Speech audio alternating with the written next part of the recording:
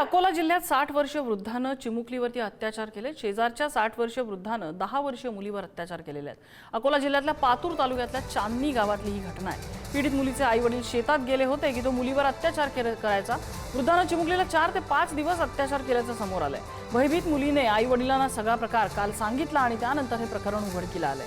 या आरोपी वृद्धाने घटनेची वाच्यता केली तर मुलीला जीवे मारण्याची धमकी दिली होती। आरोपीच्या शोधासाठी आता पोलिसांची 3 पथकं रवाना झालेली आहेत।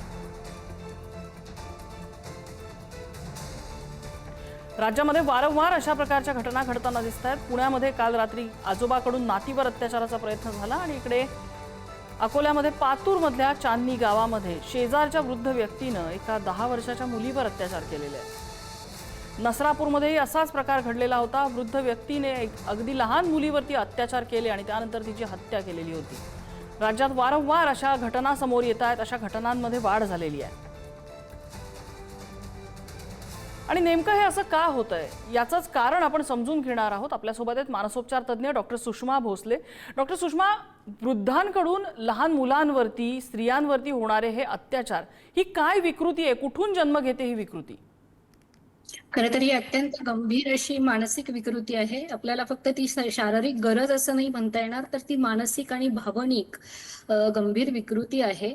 अर्थातच इथे आपल्याला 2 गोष्टी लक्षात घ्याव्या लागतील की पॉर्नोग्राफीची सुलभ उपलब्धता आणि मुळात पुरुष प्रधान संस्कृतीमध्ये असणारं पुरुषी वर्चस्व म्हणूयात आपण, किंवा स्त्रियांकडे बघण्याचा नकारात्मक दृष्टिकोन, स्वतःच्या जोडीदाराबरोबर नीट लैंगिक संबंध किंवा एकूणच संवादाचा अभाव, या सगळ्यामुळे आणि त्या व्यक्तींमध्ये मुळात भावनिक नियंत्रण हे फार कमी असतं। त्याच्यामुळे प्रचंड राग किंवा नैराश्य या सगळ्या गोष्टींमुळे विचार प्रक्रिया कमकुवत असते। त्यामुळे आपण चुकीचं वागतोय हेच मुळात त्यांना फारसं जाणवत नसल्यामुळे असे गंभीर प्रकार आपल्याला सातत्याने दिसत आहेत। आणि दुसरा एक सामाजिक घटक आपण जर म्हटलं तर लैंगिक गुन्हेगारीसाठी अजूनही आपल्याकडे कडक शिक्षा झाल्याचं आपण पाहिलेलं नाहीये।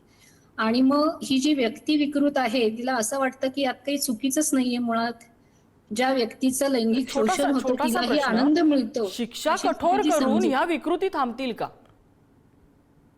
ऍक्च्युली आपल्या लक्षात येईल की जर याच्याबद्दलचं प्रबोधन केलं, याच्यावरतीची जनजागृती केली, कायद्याचं पालन कठोरपणे करण्यात आलं तर नक्कीच या गोष्टींना आळा आपल्याला बसवता येईल हे आपल्याला ठामपणे सांगता येऊ शकतं।